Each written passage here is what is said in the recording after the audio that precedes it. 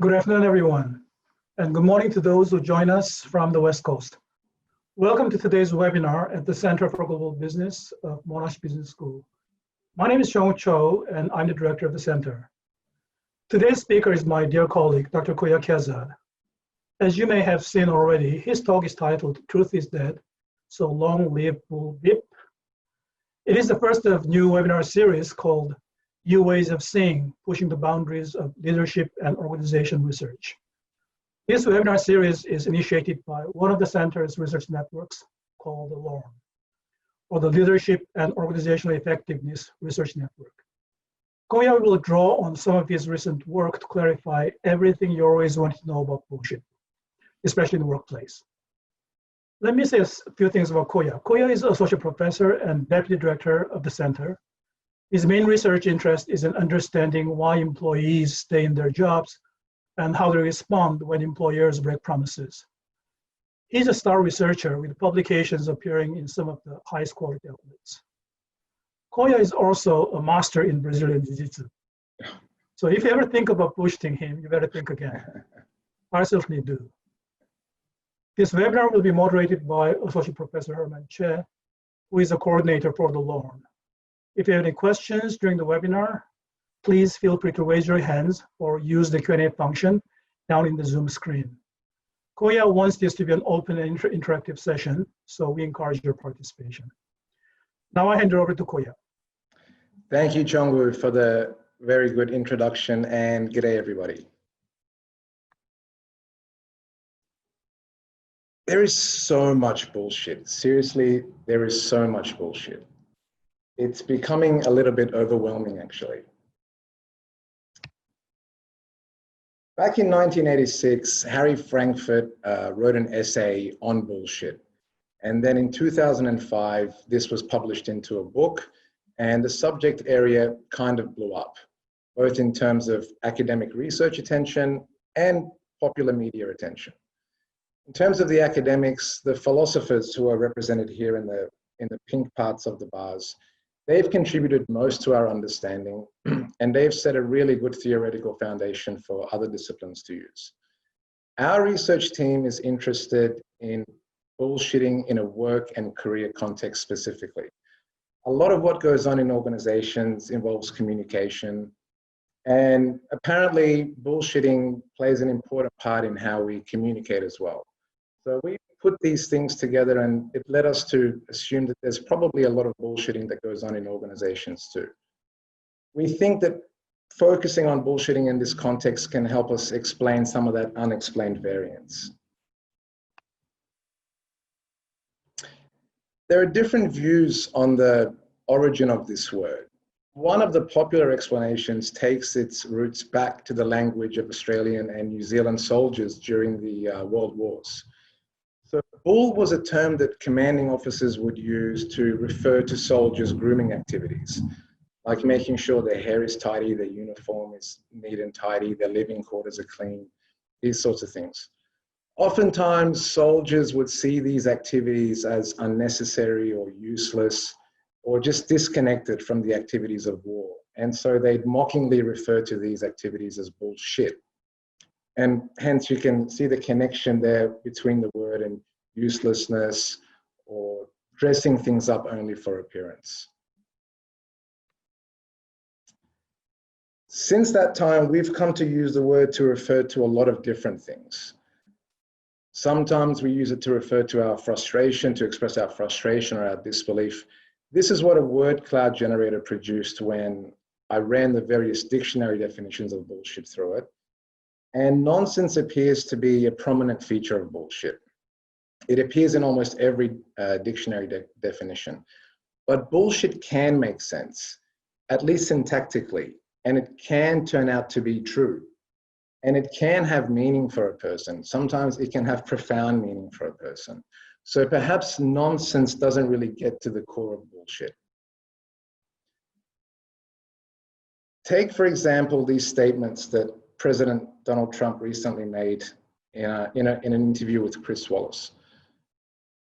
These statements aren't nonsense because we understand what President Trump is trying to say. We understand what he's trying to tell us. Even if we don't agree with them, even if we don't know if they're true or false, we understand what he's trying to tell us. So they're not necessarily nonsense, but they are bullshit. They are bullshit. And the reason they're bullshit is because President Trump either can't know if some of these things are true, or it appears that he doesn't care if some of these things are true because seemingly he's overlooking or ignoring clear and available evidence about the nature of this virus when he says these things.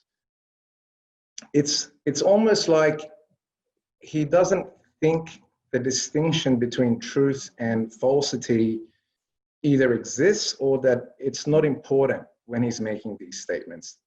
They're just statements.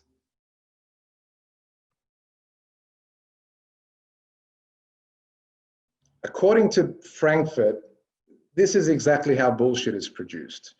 We bullshit when we say things without knowing or caring if those things are true or false. And we hide this from the recipient of our bullshit. We conceal this, and that's the deceiving nature of bullshit. Bullshit doesn't try to represent reality. That's what honest statements do. And it doesn't try to misrepresent reality. That's what lies do. It doesn't even try. Bullshit is not concerned with truth and reality.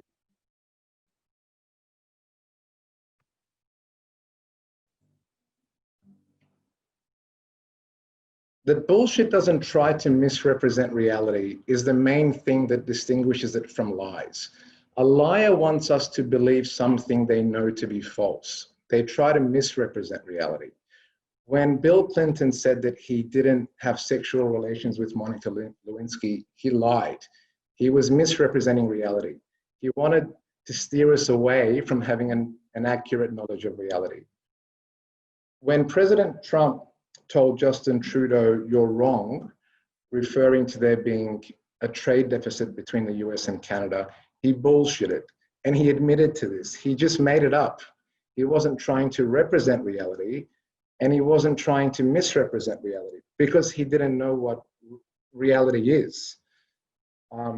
So it's kind of interesting. Perhaps bullshit is somewhat more impolite or irresponsible than lies are, because at least liars have some respect or appreciation for the truth. For liars, the truth is important. It has to be, right? Because they don't want you to know what it is. But bullshit isn't anchored around any truth value at all. For bullshit, truth isn't important. But nevertheless, we for some reason tend to have a more tolerant and accepting attitude towards bullshit than we do towards lies. In the end, we adopted this bullshit definition. This incorporates some of Frankfurt's work, along with the work of other researchers and some of our own empirical findings. Feedback from subject matter experts suggested to us that we should add purposeful to the definition to represent bullshitting's intentional and deceiving nature. We also added evidence or established bodies of knowledge based on the work of Petrocelli, and to be more inclusive of the range of informational qualities like facts or empirical knowledge that can describe reality, but would otherwise be ignored by a person when they're bullshitting. Now, our take on bullshitting is slightly different to how other researchers are viewing it.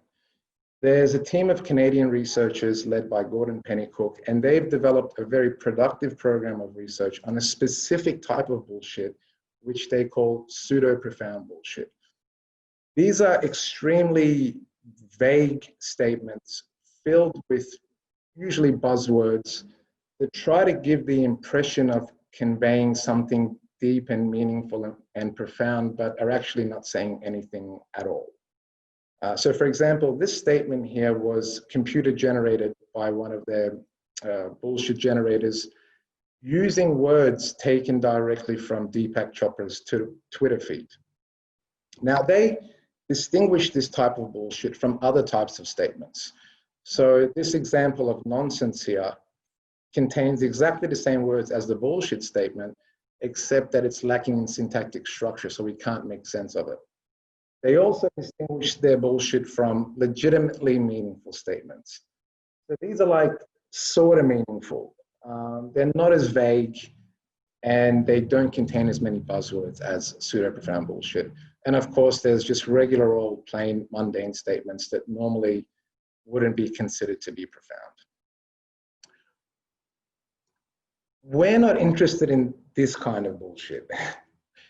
This kind of bullshit emphasizes the content, what's communicated, whereas our kind of bullshit emphasizes the process or how that content is produced.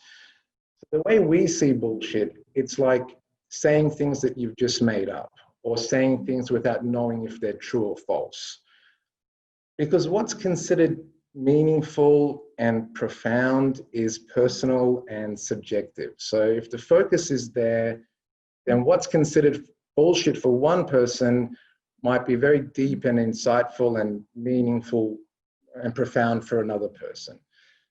Of course, Pennycook's response to this is that it's still bullshit. Even if you find some deep meaning in the statement, it's still bullshit. And there's a bit of a debate going on about this.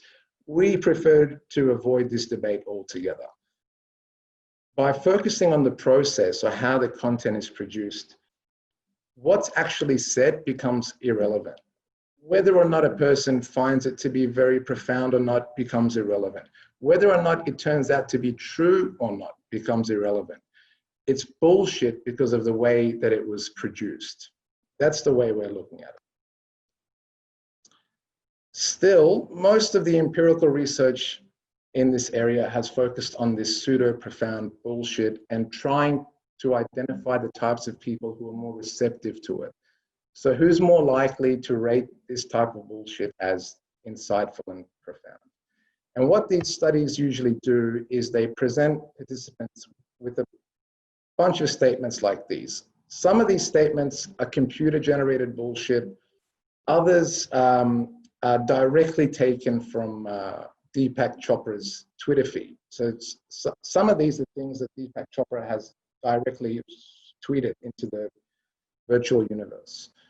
And in case you're wondering and unable to differentiate between them, the second and fourth statements here were things that Deepak Chopra actually tweeted. Anyway, what they find is that profoundness ratings for computer-generated bullshit and Deepak Chopra's Twitter decrees are very highly correlated. People tend, around 0.9, people tend to rate the profoundness of randomly generated bullshit and Deepak Chopra's Twitter decrees similarly in terms of profoundness. So I'll just leave that there for you to think about if you like. What they're really interested in finding out is who are these people? Who are these people that find deep meaning or insight in these statements? And what they tend to find, mostly through correlational observations, is that people who rate those sorts of statements as more profound also tend to hold more general religious beliefs. So they believe in heaven and hell and angels and demons and that sort of thing. They also tend to hold more paranormal beliefs. So they believe it's possible to talk to dead people or pass through solid walls.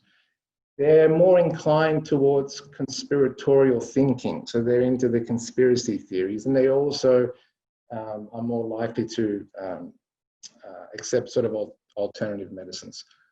On the other hand, lower profundity ratings are associated with superior cognitive ability as measured through various reasoning tests.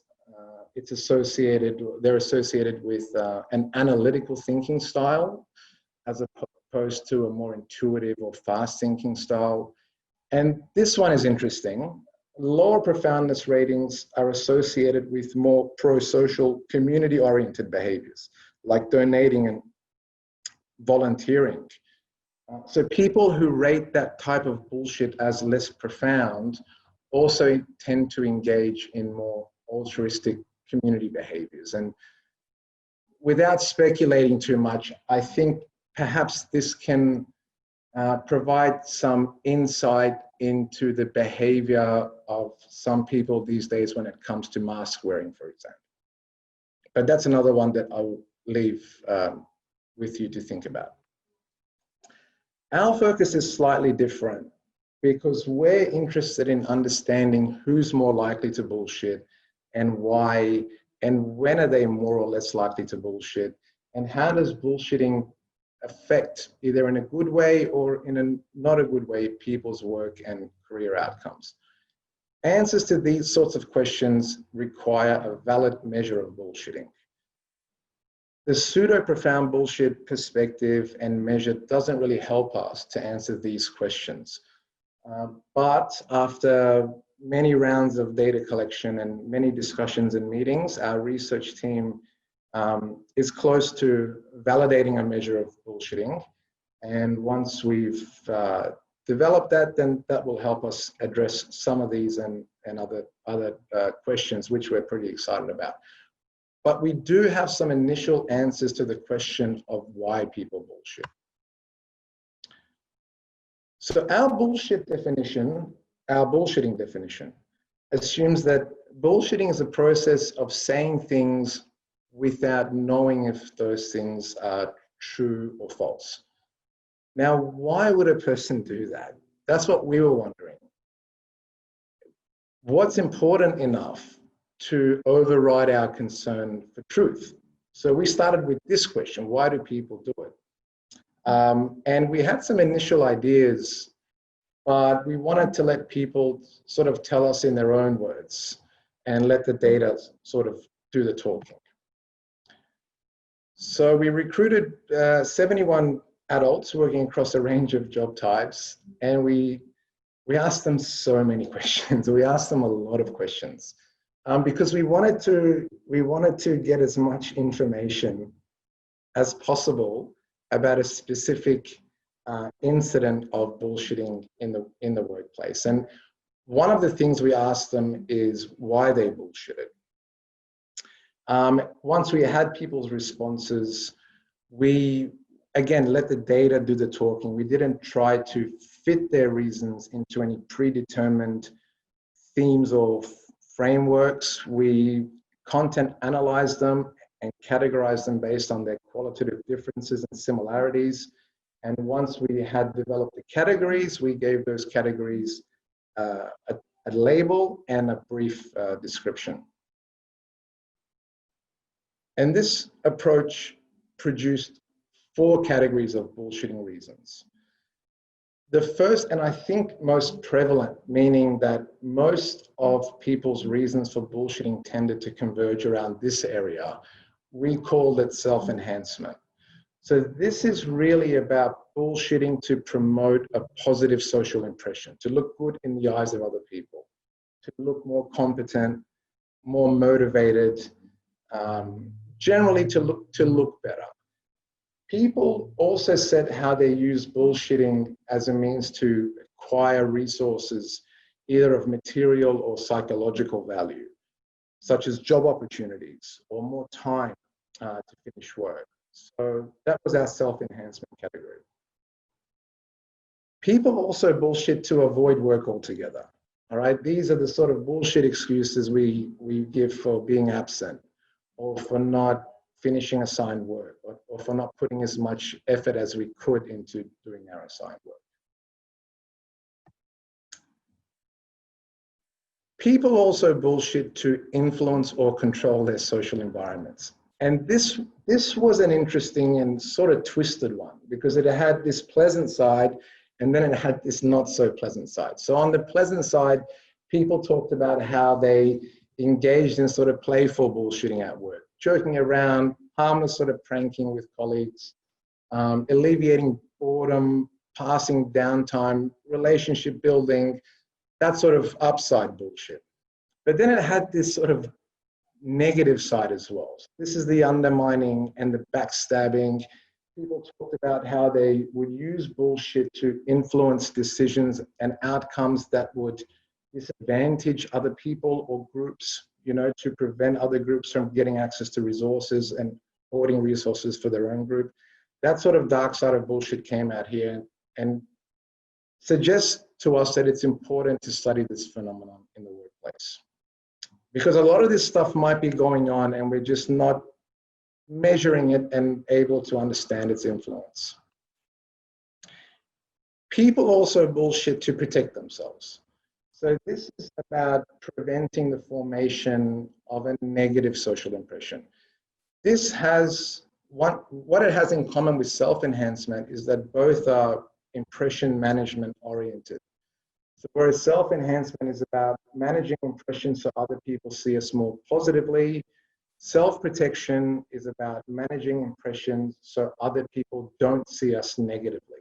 Self-enhancement is sort of gain and approach oriented. Self-protection is loss avoidance and avoid oriented.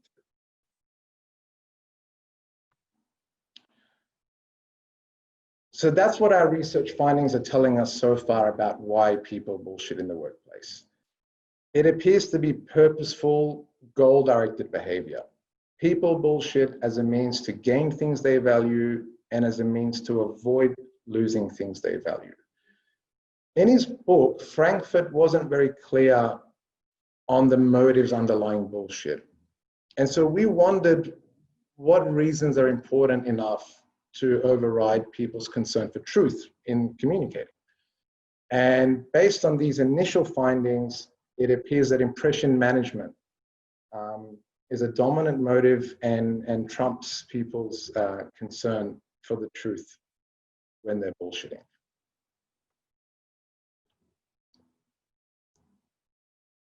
There is so much bullshit right now. There is too much bullshit right now. I will say that it's too much bullshit. And perhaps it's not, maybe it's not surprising. Perhaps bullshit proliferates under conditions of extreme uncertainty, since uncertainty is uncomfortable. We're living in some crazy uncertain times, and there's a lot of bullshit that's going around. If people want to continue buying into this bullshit, and that's what it is, and that's what we need to call it, then I'm not sure what we can do about that.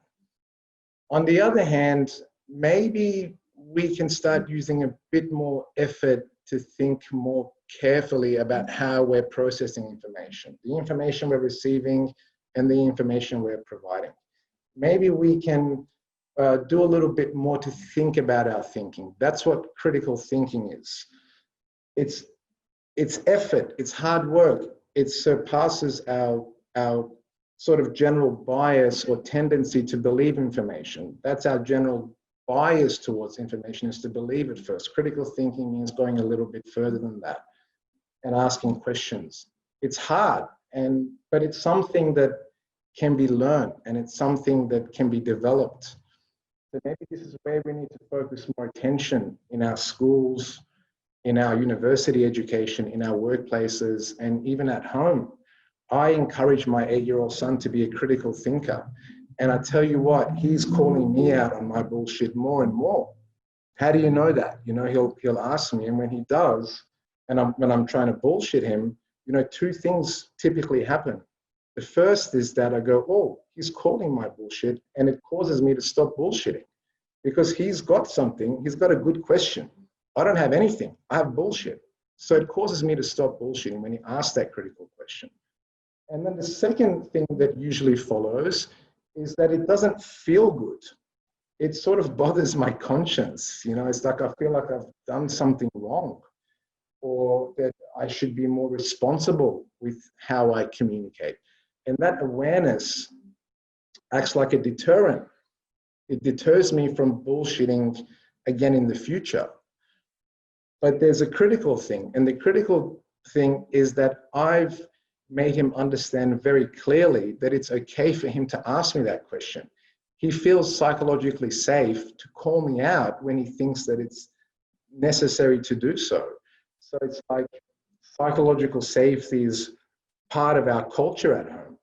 And it's a little bit annoying. It can be a little bit annoying having those people asking those critical questions, but how do you know, babe? Do you really think that's true? But I would still rather surround myself with people who are a little bit annoying, but who cause me to improve my thinking and who cause me to improve my information processing, and who I know don't just passively accept bullshit at face value. I would rather surround myself with people like that. And that's all I have to say about that. If anyone is out there, thank you.